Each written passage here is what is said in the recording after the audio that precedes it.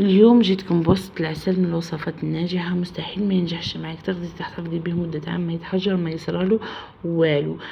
سينو السلام عليكم ومرحبا بكم في قناة روتينات مدام غزية، معاكم ام شاهر. ما تنسوش الاشتراك في القناة وتفعيل زر الجرس باش يوصلكم كل جديد. انا هنا جيت ندير معاكم 2 كيلو تاع سكر، حكمت الكيلو الاول قسمته على النص وحطيته هنا كما راكم تشوفوا في اللاكوكوت، وبقيت ندور فيه على نار قليله بالك يتحرق لكم.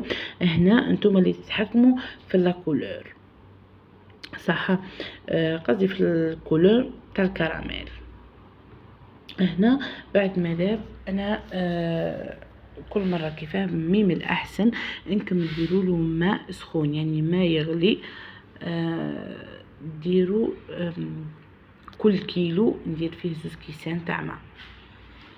يعني هنا انا راح ندير معاكم 2 كيلو تاع سكر، تسمى راح ندير 4 كيسان تاع ماء بالكاس هذاك تاع 250 ملي، ونكمل نحط الكيلو ونص الاخرين اللي تبقوا، ونحكم نص كعبه تاع قارص نعصرها ونقسمها الى شرائح ونضيفها للعسل. نبقى نحرك حتى يذوب تماما. شوفوا كي يبدا يغلي او هنا بدا يغلي، شفت هنا بدا هاي ليكم هنا بدا يغلي. كي يبدا يغلي كيما هاك تحسبوا له مده 10 دقائق قد على نار متوسطه وتطفوا عليه. سينو اذا حبيتوه ثقيل شويه ديروا من 12 دقيقه حتى ربع ساعه. شوفوا هنا جيت ندير معاكم التست بعد ما بردته يقعد كيما هيك بعد. سينو زيدوا له قلت لكم حتى من 12 حتى ربع دقيقه.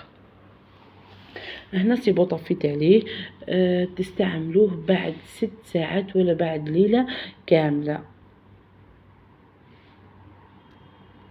مدة الاحتفاظ قلنا مدة عام ما يصرى والو. جربت معاكم زريرة وجربت طمينة، جربت درت به بقلاوة، عسلت به المقرود. سينو هنا وصلت نقول هنا وصلت لنهاية الفيديو. بقى لي غير نقولكم نتلاقاو في فيديو آخر إن شاء الله. سلام. Maybe not today, maybe not tomorrow, maybe not after tomorrow, but one day, inshallah. Maybe not today, maybe not tomorrow, maybe not after tomorrow, but one day. Maybe not today, maybe not tomorrow, maybe not after tomorrow, But one day. inshallah.